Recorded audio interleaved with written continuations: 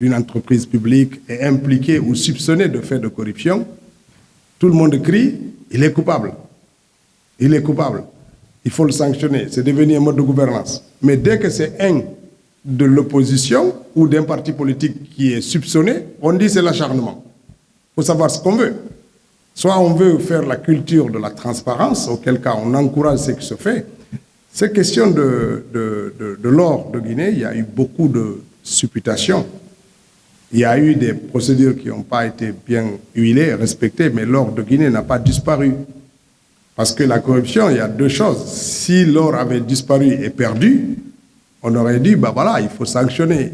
Moi, je ne sais rien. Si quelqu'un ne respecte pas toutes les procédures qui sont liées à un métier, on se rend compte que le doute de la destination finale est là, on récupère.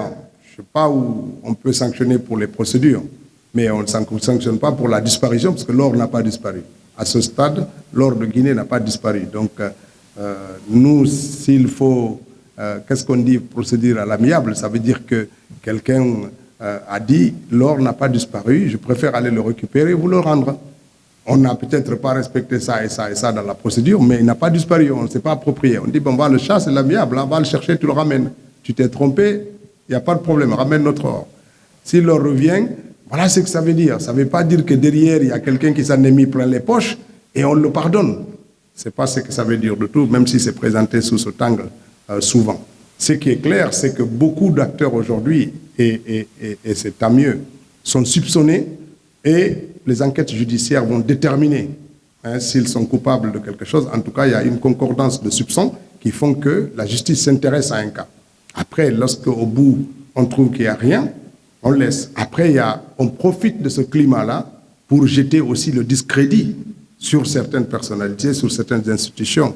Après, chacun y va de son couplet. Moi, je vois des annonces dans certains médias qui parlent de tel milliard à la RPT, de tel milliard à l'habitat, de tel milliard, etc. Il faut faire attention.